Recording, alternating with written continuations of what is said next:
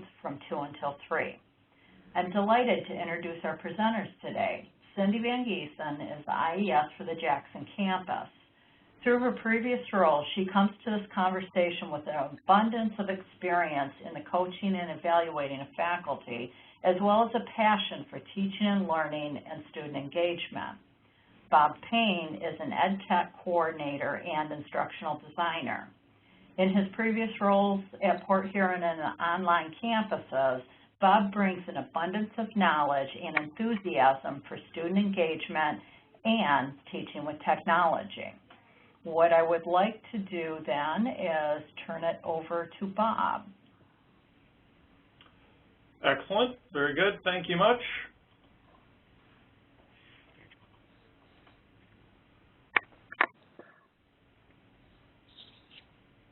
And can everybody see the starting screen, best practices in assessment?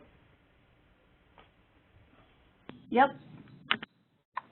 Okay, very good. Last week, I want to say it was probably the weekend, Saturday, I actually sent to some of you, to anybody who had registered as a participant today, I sent a little, actually kind of an assessment tool type of a thing, if you will. I used a tool called Google Forms that all of us have access to at Baker College through our Google Drive area of our account. And basically what I did is I just created 3 or 4 little questions to try to gather a little bit of pre-information that we would use to talk about today. And also just to kind of show you that this is not a bad assessment tool to use yourself for some particular purposes, depending on what you're teaching, and periodically along the way, whether it's in the classroom or if you want to give somebody at home a little bit of pre-work, and then you can actually kind of review this material. The results, as you can see here on the screen, show up in a spreadsheet, and then I actually can kind of look at things a little bit more visually by getting a summary of the responses, and so I can occasionally get some graphs and charts and so forth depending on what was asked and the responses. You can see some nice pie charts down here. Do you know what authentic assessment is? We have 9 people out of the group that responded that said yes, and true or false assessments are just another name for tests, which is kind of a trick question, but just to kind of generate some response, generate some input, and allows you to get involved in some engagement with your students along the way. So in this particular spreadsheet, once you summarize the results, you can see that it nice and neatly grabs anything that anybody answered in that one of those questions was, what is formative assessment? And it actually kind of, as you can see, it lists what people had typed in those particular areas. So it allows you as the instructor to gather some of this data along the way and determine if you're doing this as we are, as kind of a preliminary activity, whether or not this is going to impact something we're going to do when we actually get into the classroom at the next time. And so that actually is, again, an example here of the second question. Bob, yes. I'm sorry, but we can't see your screen. We only see my screen. Correct. Oh, okay. So we're on me now. All right. So let me go back to the WebEx and make sure that sharing is on.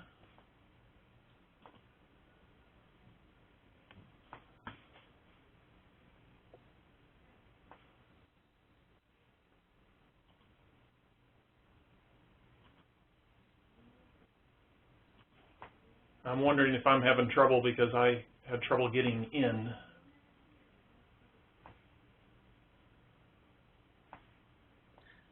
And do we need to pass the ball? Yeah, well, was everybody able to see that starting slide? The starting slide, yes, but Bob, I do not see you, that your screen, that you have access, that you're just a call-in right now. So, Cindy, would you be able to forward the PowerPoint as we go through this? Well, I have the PowerPoint. I guess the issue is I do not have an opportunity to share my screen here. So I think it's because I had the trouble getting in, and so I had to call in. I think that's the problem. Yeah, but I do not have the ability to pass you the ball because it doesn't even show, other than caller user 11, that you're even in the session. Yeah, okay. Interesting. because I was on originally and got kicked out. So let me see what else I can do for a moment. Let us pause for a second here, and let me try Plan C.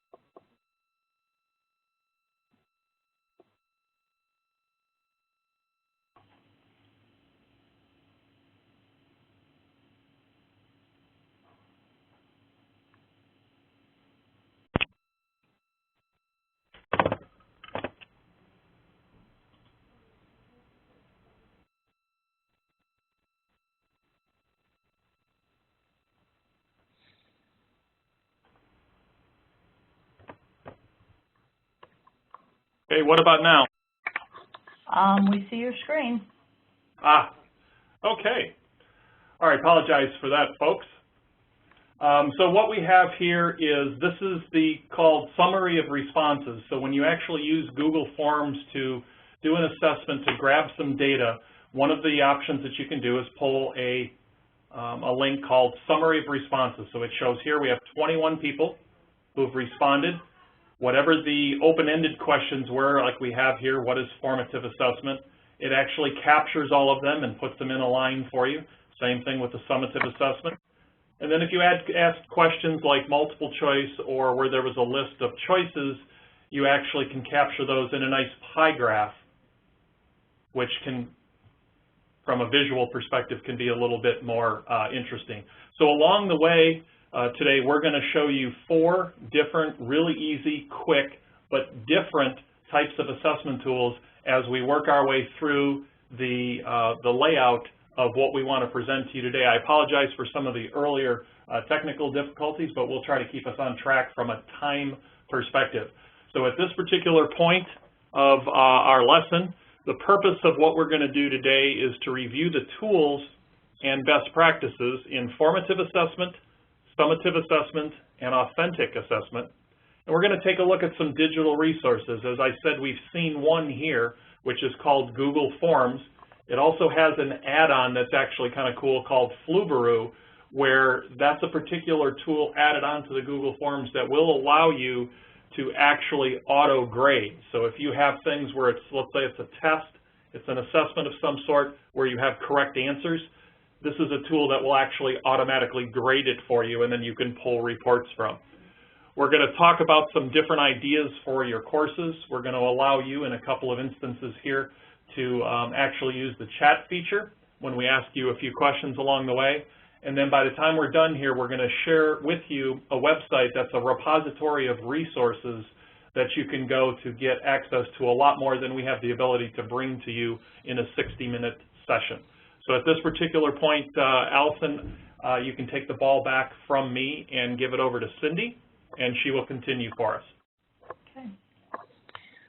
Thanks, Bob. Good afternoon, everyone. So we sent out this survey to you ahead of time, and some of you have answered. That's terrific. What this is a good example of something called background knowledge probe. And do we see the screen yet?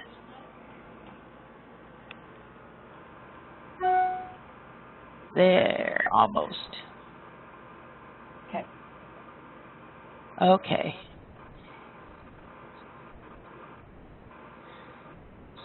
Here we go. Okay, so this is an example of a background knowledge probe, and this background knowledge probe is something that some of you may be familiar with. It's come from CATS, Classroom Assessment Techniques, and it's actually the first technique that is offered. Classroom Assessment Techniques was the brainchild of Thomas Angelo and Patricia Cross. And many of you may know about this resource, but it's absolutely wonderful. It's been written for college instructors, and it offers over 50 different assessment ideas that engage learners and then can alert an instructor to the gaps in understanding. Our libraries have copies of the classroom assessment handbook, so if you are not familiar, you may want to take a look at it. The background knowledge probe is an activity of one of 7 that Angelo and Cross call declarative learning, and that is these activities assess how well students are learning the content of a particular subject, but it also then reveals the accumulation of knowledge that students have gained in their own body of knowledge. So there's about 6 other different activities, and I'm just going to name them. And I encourage you to take a further dive into these activities. One is called focused learning, misconceptions, preconceptions check, which probably many of you do automatically. Another one is called empty outlines, which is a terrific activity to really assess quickly what your students are bringing to that particular lesson or content or the topic at hand. Memory matrix, minute paper, I think perhaps several of you use. And then, of course, the muddiest point, which is tried and true. So these are some of the declarative kinds of learning. We're going to look at CATS, some of the other tools that CATS offers in just a few minutes. One thing I do want to share with you is that in doing all of the research for this presentation, CATS was highlighted over and over again. And so its use is certainly considered a best practice for sure. Again, if you don't have a chance to go to the library, perhaps you can talk with your instructional effectiveness specialist on your campus because he or she has pretty strong knowledge of these various activities as well. You can also find several of the tried and true activities on the ET&L website under professional development. And if you look for learning activities, that should bring up, probably a good dozen or so of these particular activities. They are laid out so that you can see how long it would take, the purpose, description, so it's pretty quick and easy to use. Okay, but first let's again take a look at the learning outcomes for this presentation. Bob highlighted them quickly, so I won't cover them, but you can see we're going to review the tools, explore some good resources for you perhaps to add to your toolbox. Hopefully you will be able to synthesize some of these ideas. As many of you know, instructional alignment is important, and it's sort of like a golden triangle, and that is that effective teaching happens when the course has these 3 components aligned properly, thoughtfully, and consistently. So explicit learning outcomes, typically all of our courses already have those spelled out for us. But instructional strategies, there's a wide range that you can select from in order to strengthen your own course. And then having assessment methods in place before you even teach the course is what is most effective and will optimize learning. Assessment certainly plays a major role, as many of you know, for both the learner and the instructor. And effectively implementing assessments throughout the course provides feedback that validates the learnings that are going on, perhaps misconceptions of the student. It can provide improvement paths, which strengthen cognition, metacognitive practice, and students' opportunities to construct their own meaning. For instructors, assessment reveals what students know and can do and where they're struggling. So it provides areas for you to make some interventions, perhaps. As we proceed throughout the presentation, go ahead and reflect on your assessment practices and choose a course that perhaps might be a bit challenging. Also consider your favorite formative assessment. We'll ask you to share those assessment concepts in the chat feature in just a few moments.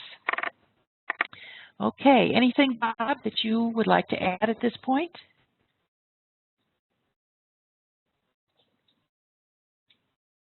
Okay.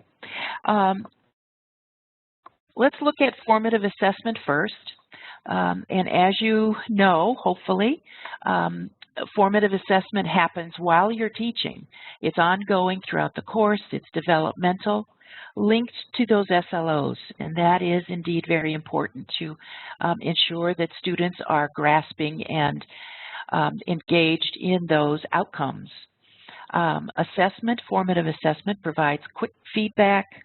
It offers strategies, as I mentioned, and actually it can be either spontaneous or planned. And by that I mean sometimes we do just, maybe we've presented a concept and we do questioning. We just question our students to see quickly what is it they understand, what they don't. So that's what I'm referring to in terms of spontaneous. Or it can be planned, and it should be planned from your standpoint, to at least have one or two tools that you know that will work, that you want to use and explore with your students. So even before you walk into that classroom, you should have those activities and assessments also laid out.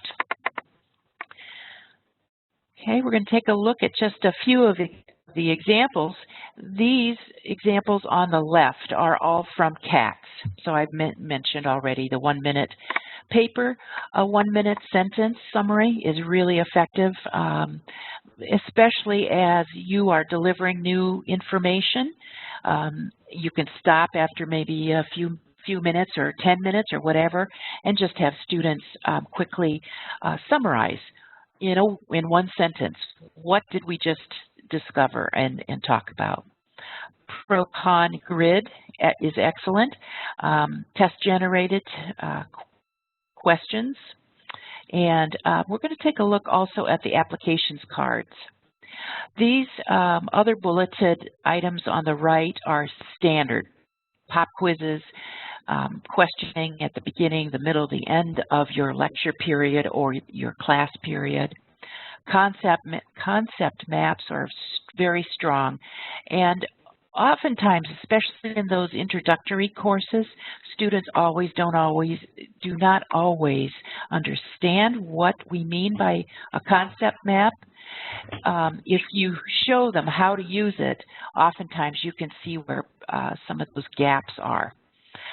Checklists and rubrics, of course, are tried and true as well. So take just a second, and we'd like just a couple of examples. And Bob, if you would monitor that for me, what other kinds of examples have you used? So just go ahead and type in something in the chat feature there.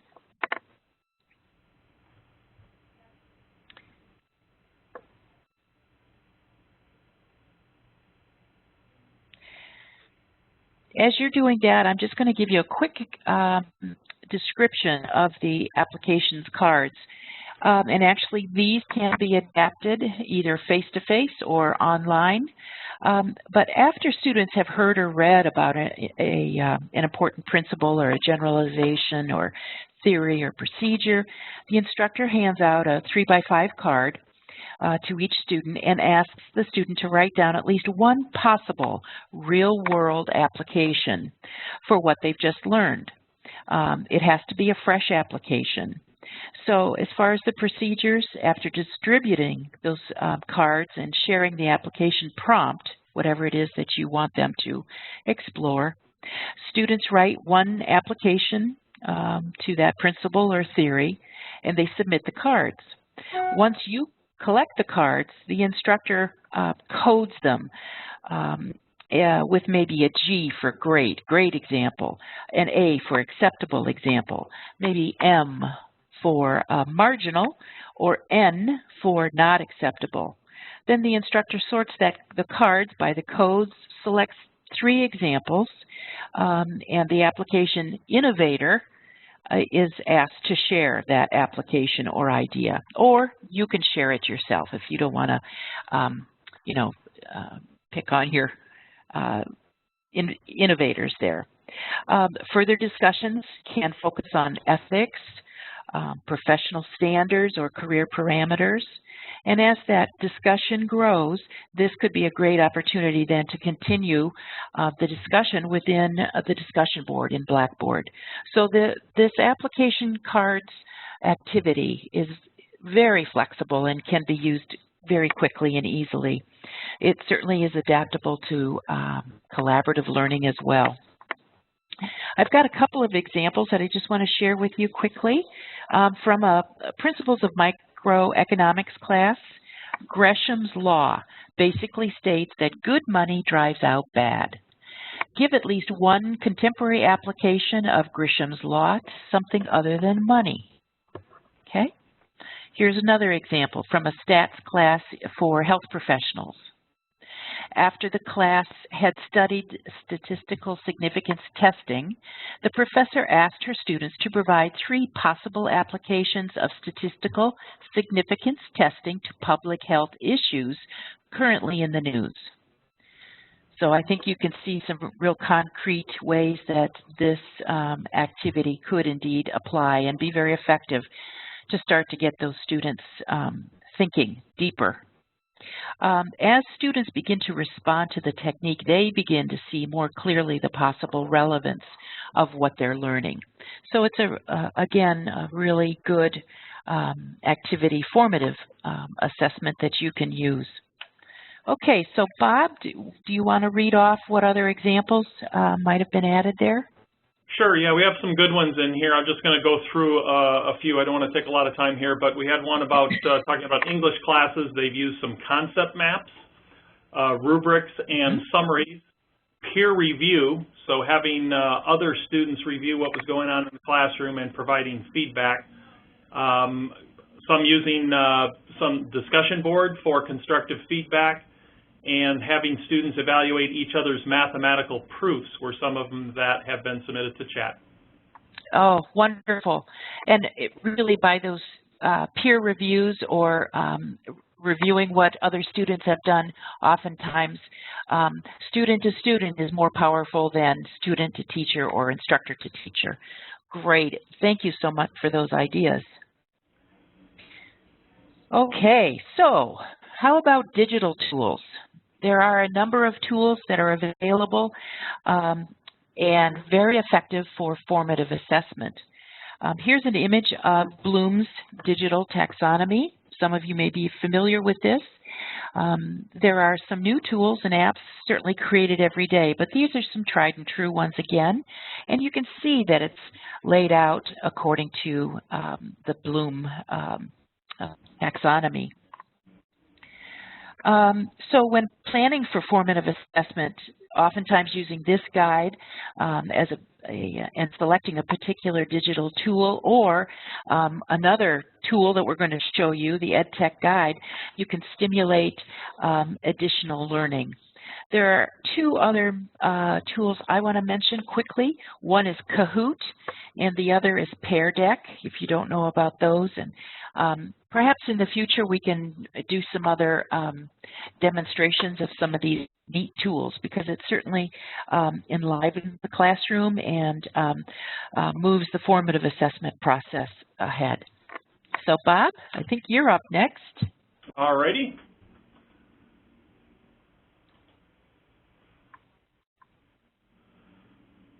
And what I'm showing here on the screen, Allison, do we have the ball over to me? What I'm showing here on the screen is an app called Lino, L-I-N-O, and you can get to it at linoit.com. And we're going to give you a resource here in a little bit that's going to give you access to all of actually the 4 that we're talking about. Plus, Cindy had mentioned Kahoot. I do have a tutorial that I already built on Kahoot. I don't have anything on Pear Deck yet, but that is in the mix coming up down the road. But the idea here is that assessments, they don't have to be tests, and they don't always have to be something that's written. We don't always have to have people write papers. For one, there are other ways that we should be getting them to express themselves or to show what they know or to reflect on something. And frankly, it can be a little boring if that's all we're ever grading is tests and papers from the instructor side of things. So what this is a digital bulletin board, or digital storytelling is actually the instructional strategy in play here. And so what we have here is the functional areas of business was what the student was supposed to kind of show an understanding of. And so we have here, it's kind of just like an org chart kind of a little bit. You have a business here, and then the areas that make up what goes into a business, the functional areas. We have operations listed here. We have marketing, info systems, accounting, and human resources. And then you can see that the student can go on and explain in a little bit more detail. Now, I just have text here, but you also have the ability to insert images. As you can see, I have a picture of myself here. You can insert videos. You can insert attachments. So there are other things than just these little kind of stickies, if you will. That's kind of the look here, is a little sticky that goes on a bulletin board. But you do have the ability to use things like inserting video clips, inserting images, so they could be, you know, statistics. They could be maybe, you know, if you're talking about international business, they could be a map. And maybe you're going to talk about different regions where your business might function. And then you can also attach documents, so any type of documents, Word documents, Excel spreadsheets, so forth, can be attached here. So just another example of one of these tools that you can use for assessment purposes. You can ask students to reflect, to kind of demonstrate their understanding at a particular point in a lesson or in the quarter without it actually having to be in written form. So the next thing I want to show you is, I had mentioned a couple of times the resource idea here, and we do have a way for you to get access to not only the resources that we're going to talk about today in our presentation, but there are a whole bunch of other ones that are available for you. There is an EdTech research guide that has been put together over the last about 18 months or so. And if you go to guides.baker.edu/EdTech, it produces the EdTech and Resources Team Research Guide. You'll notice a number of different tabs with all kinds of different tips on all kinds of different areas. The one I primarily want to point out to you is this tutorial tab here in the middle. If you click on the tutorials tab, basically you have on the right 2/3, you have a video clip, which is a tutorial somewhere between maybe 6-7 minutes long and maybe 15, depending on what the subject is. Little description of what the tutorial is about. Then you would press this to play it. And underneath, we have some additional information here about a particular tool. One of the things that we tell you is the instructional strategies, that if you're looking to do these types of things, and that should always be where you start, you know, what's the goal of the lesson? It's not about the technology. It's not about what cool thing can I use. What am I trying to accomplish? So what's the goal of the lesson? So if these are any of the these strategies would suffice to get to that goal for whatever that learning experience is, then this might be something that would work for you. And we also have it tied to the Bloom's taxonomy that Cindy had pulled up and discussed earlier. So there's all kinds of different information here. And the way that you use this tool is you come over here to the right side where it says click on the labels below. We have everything organized by either instructional strategy or by the tool.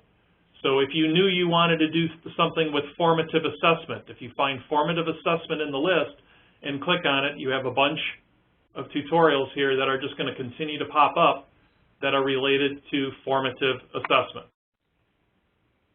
Bob, just so you know, I can't see the EdTech. It didn't load. The EdTech didn't load? Okay. The blog spot, yeah. Did you see the research guide? No. So I'm right now not, because it says you're sharing your screen. Interesting. We are viewing a white screen. Oh. Okay. Well, not according to my computer, but I'll try.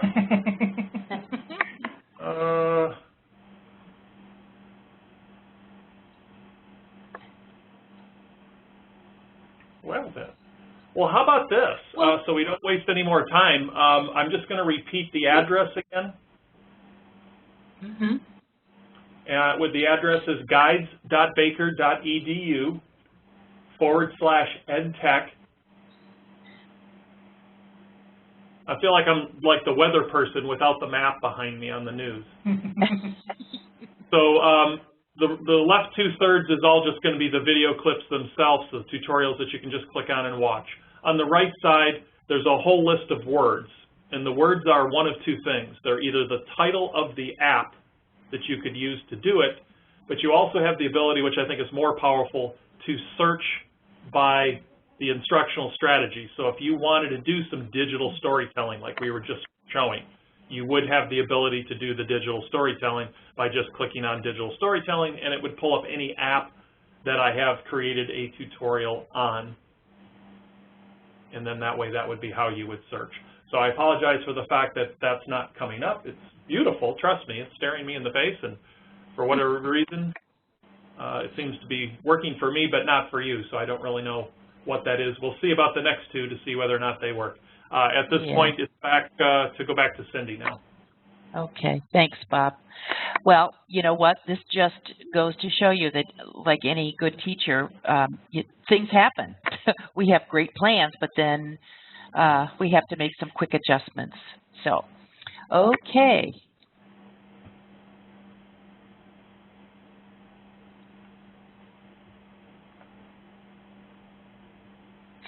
So let's move on to summative assessments. And I think certainly you all know what summative assessments are.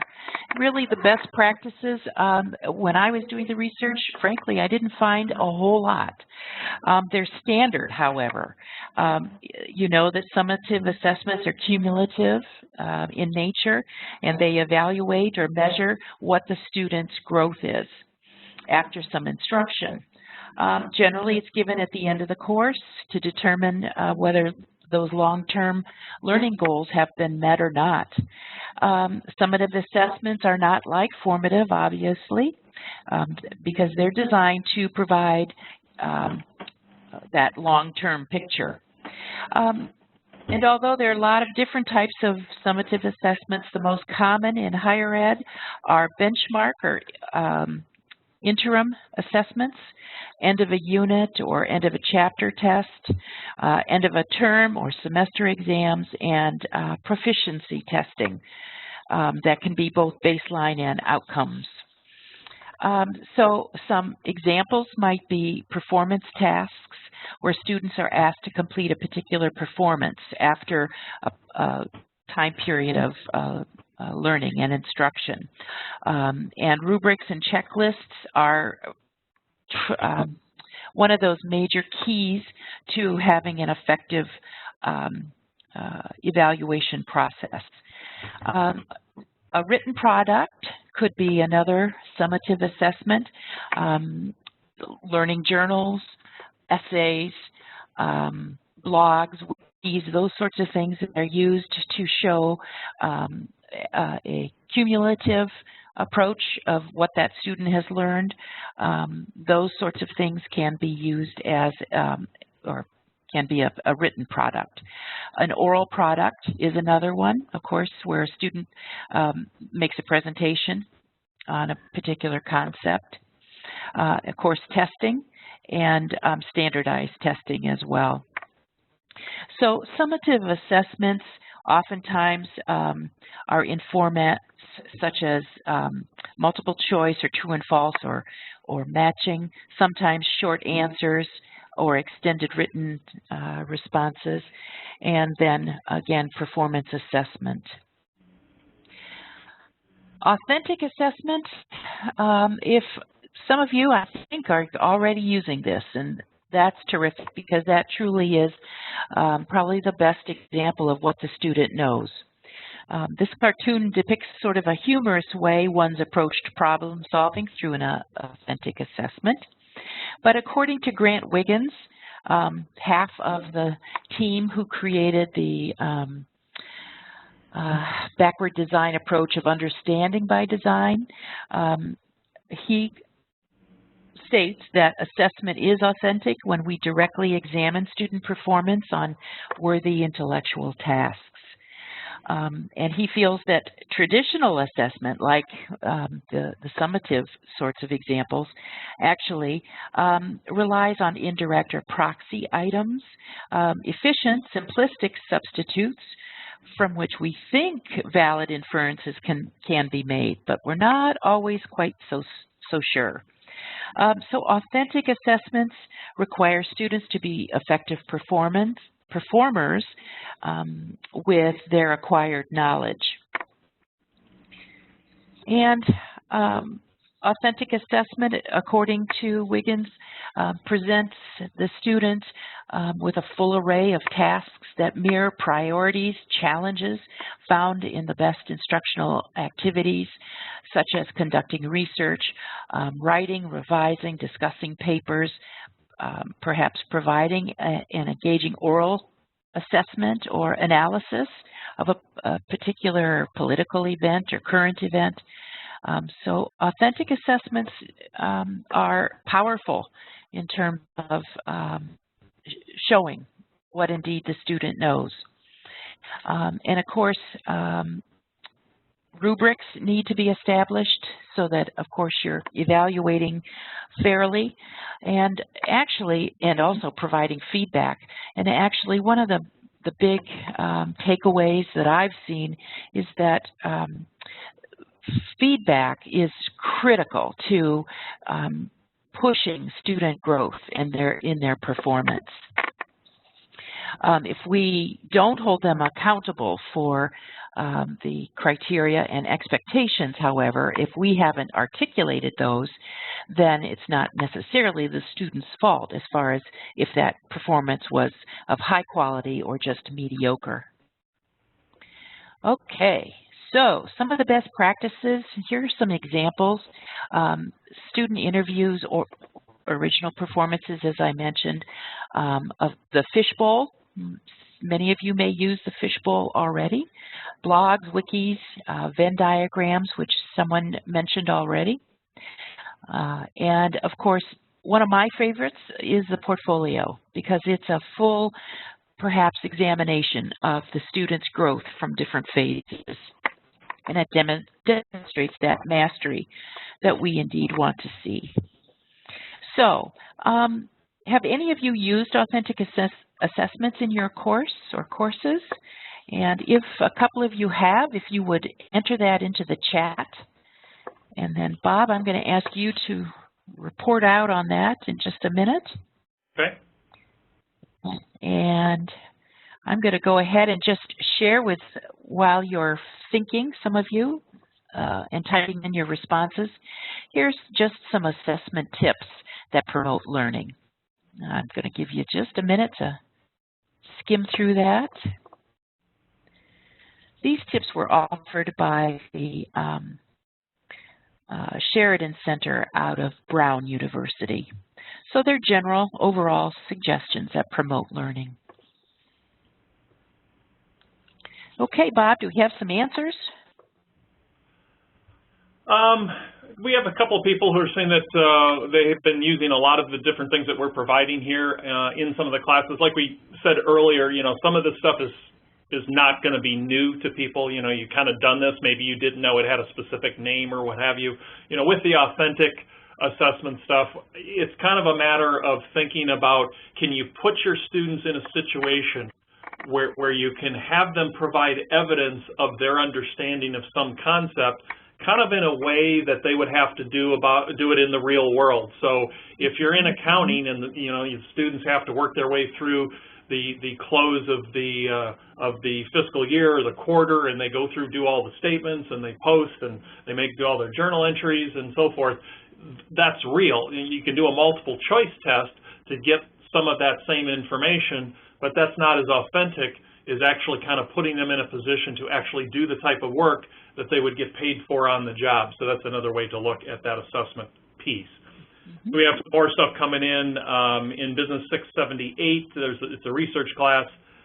Students complete a project using primary data collection and analysis. Again, a great tool, something that they could be required to do actually outside the four walls of the institution on the job. So anytime you can put them in those types of situations, then there's meaning behind what you're having them do, rather than, sometimes a multiple choice test, it's, pretty much memorizing for the test coming up this week, and it can be easily forgotten as you move forward. And oftentimes authentic assessment, that material can stay with them a lot longer. Yes, absolutely. And I think I saw Charlie's response or comment about constructive feedback. Absolutely. That feedback needs to be sufficient, very detailed, and future-oriented, so that the student can see how he or she can move his or her performance in even a higher pathway. And it needs to be so that students see that they can control that effort. So thank you, Charlie, for that. Also, I think it's really important that we align feedback with those learning goals so that we're right on target. Okay, let's move ahead. And here's another assessment tool. And Bob, hopefully we can show this one. Hey, we'll give it a shot. Okay. So I'll wait a second and see, does somebody see a screen from me that has Ed Puzzle up in the top left corner? Yes. Oh, wonderful. So much more fun when she works. Okay, so again, as another idea of showing a different type of a tool that you can have students do something with from an assessment point of view, what we have here is a tool called Ed Puzzle. You can actually get to it. It is free, works on all kinds of different devices, www.edpuzzle.com. And if you'd like to create these for your students and then share them out, you do need to create a free account in order to do that.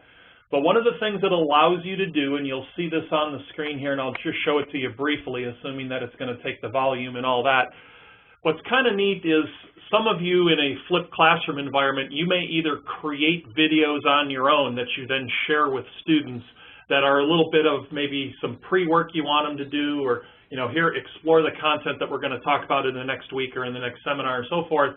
Or you may go out and find videos, or maybe your publisher has some videos on the website that you can get that you put into the class. And a lot of times, they're great. You can actually use them to introduce some material to some students. They can watch it over and over. They can use it to maybe prep for some assessment along the way. But sometimes some of these tools are available where you can actually assess while they're actually watching these videos. And that's what Ed Puzzle does. There's a few things it does, but as far as it relates to assessment, it's a great, easy tool to use for formative assessment, because it allows you to take a video and import that video into your Ed Puzzle account, and then you have the ability to add formative assessment questions at various points in that video. And when you get to the point in the video will automatically stop, allowing the students to complete the test question. And then once they complete the test question, it'll move on and it'll keep going until it gets to the next one. Same thing, it'll pause, allow them to answer the question, and move on. And you can set it up so that it pauses every time or it can keep going. You can mandate that everybody has to answer the question before they move on. And as an instructor, in your account, you can actually get a report out as to how well people did on that particular question.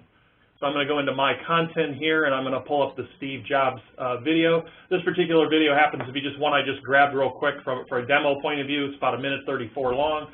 And he talks about how he gets people, how he puts together a management team. One person's in charge of mapping. Wow, microphone thing, and now you can see it's actually. Okay, so I'm going to pause that a second. One person's in charge of. What I'm going to do is I'm just going to grab this little scroll head here, this red line, and I'm going to kind of move it over. At the areas here that has this kind of like yellow looks like a speaker, it's where I'm adding an audio comment, which is also something I could do. But what I want to focus on is where it has these little squares that are in green with the question mark. That means at this particular point in the video, it's going to pause and it's going to throw a question up there. There's different question types that you can have, multiple choice, true and false, short answer, and so forth. So I'm just going to grab this and move it a little closer so we can see what this is all about. And I'm going to hit start again, and you'll watch that it'll pause when it gets to the question mark. And there's tremendous.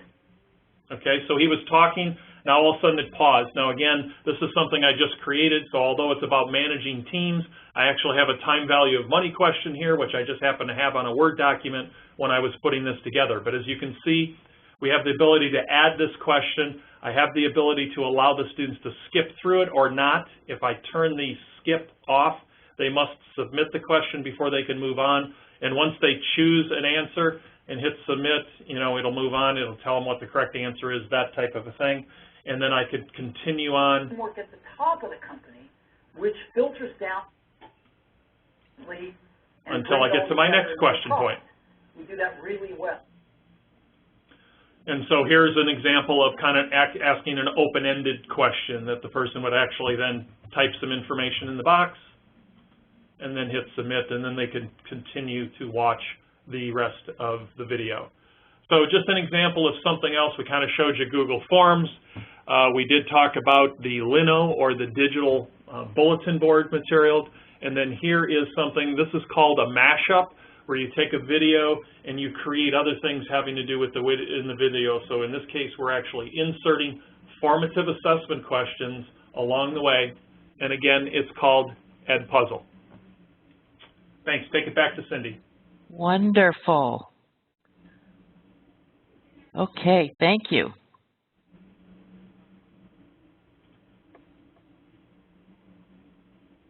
What a great idea. Don't you think that would stimulate conversation? Thank you, Bob. Okay, so I need to have my screen back. Who's doing that? It's in process. Okay. It's a little slow, but it's coming. You should be set. Okay. There we go. So here is the link if you're interested. And just to summarize what some of those best practices are, this is just general comments about the 3 of the top practices in assessment, whether it's formative or summative or authentic. Doesn't matter. Assessment is assessment in many ways. It's important that you assess across all 6 levels of Bloom's.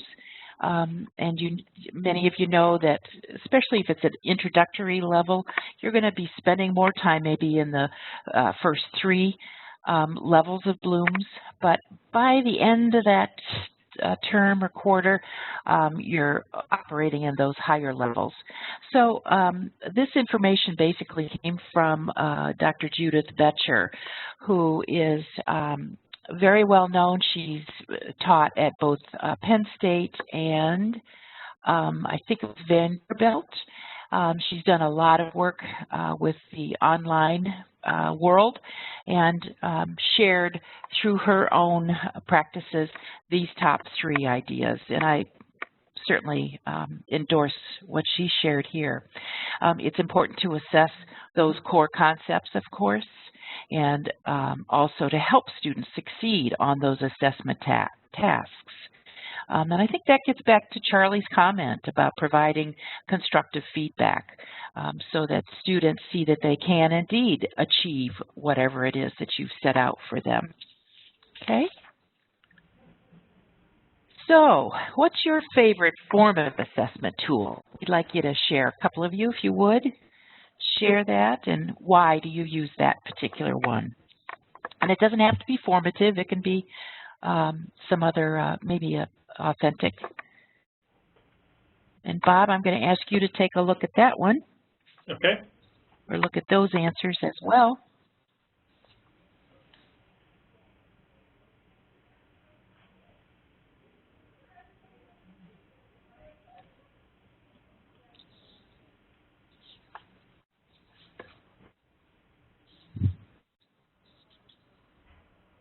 Do we have some answers?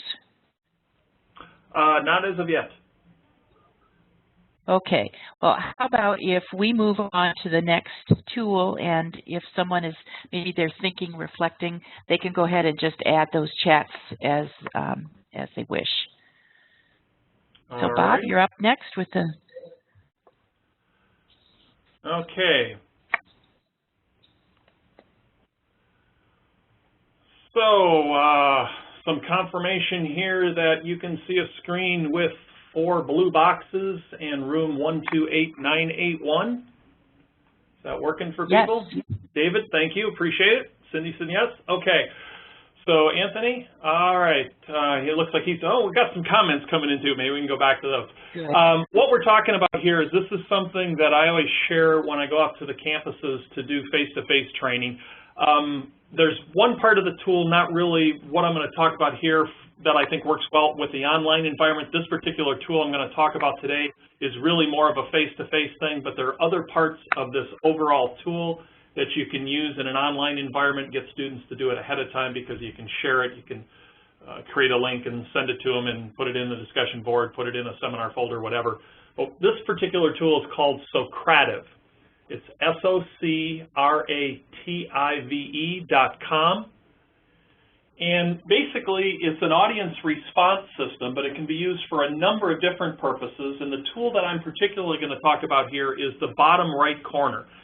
This is one of these things that is a really great tool to use if you feel like, you know, I'm an adjunct faculty. I showed up 5-10 minutes before 6 o'clock tonight. I really wanted to do something. I had the plan on my lunch break at work that I was going to do something, and something blew up at work today, so I didn't have a chance to put anything together. With this tool, Exit Ticket, you have the ability to just show up to class with nothing and just hit a button. Log into your account and hit this button. It releases an exit ticket which provides 3 automated questions for you that can be used for any subject on the planet. And all your students have to do is go to Socrative.com. You will have a room number. This room number on your screen here, 128981, is my particular room number. Everybody has their own. It's like a driver's license number. It is unique to you. But once students enter this, either on their computer, their tablet, or their smartphone, you have launched the exit ticket. And what the exit ticket does is it asks 3 questions. They're always exactly the same. You never have to really remember what they are. They're going to pull up on the student's screen on whatever devices they're accessing this app at, and then you have the ability to get the reporting on it. You can pull it up actually on the screen if you want to show what everybody said, or you can use it and send the results like I did with the Google Forms earlier in an Excel spreadsheet, and it'll come right to your email address. So the first question that it asks is, how comfortable are you with the material or the content we covered today?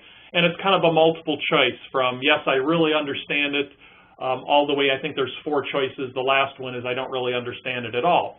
So if you had that feedback from a whole bunch of students, you had 15, 20 students in your class, you had a lot of people that were scoring that on the low end. Maybe this is a time to pause, figure out plan B. Maybe we need to talk about some of this stuff a little bit more before we move on to new material.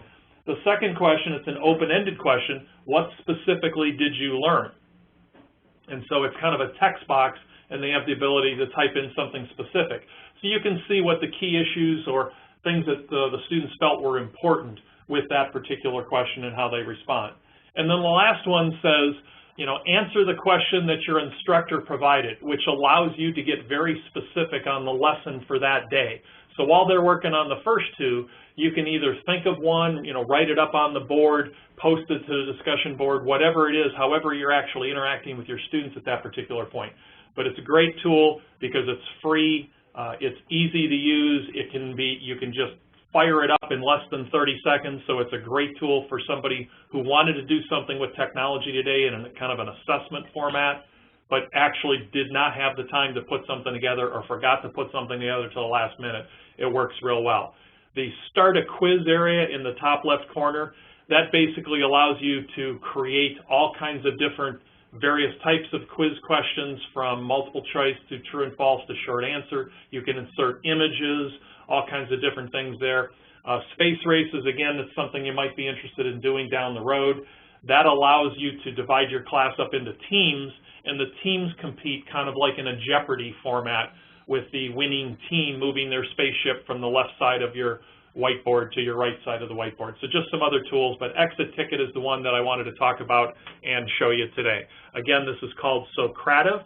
You go to Socrative.com and you will find the information on this and all of the other applications that I showed you today. The other 4 are all available on that EdTech guide. Thanks. Okay, terrific. Thank you, Bob. Now, if you'll just send that back to me one more time. And if we do have some answers from the chat, if you want to talk about those, that'd be great. And in the meantime, I'm going to share with our audience. Again, here's the link.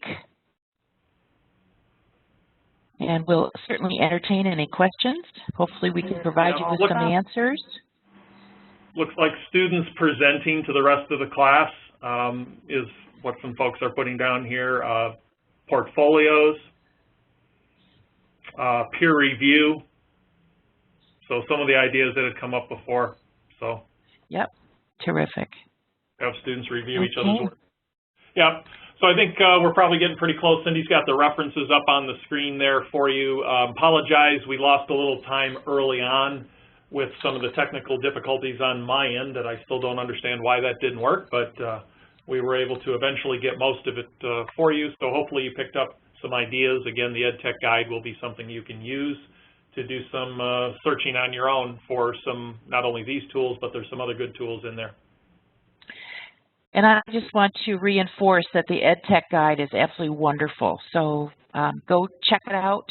Click on one of those words and see what Bob has created. He's done an awesome job. Just and really there's about talented. one new in a week. I try to do one new in a week, so there'll continually be more things that are added there. But there's also a spot if there's something that you know about that you can't find a tutorial on and you'd like to learn. If you will fill in that area there where you can request a tutorial, I will go find it, teach myself how to do it, and build a tutorial for you. So thank you.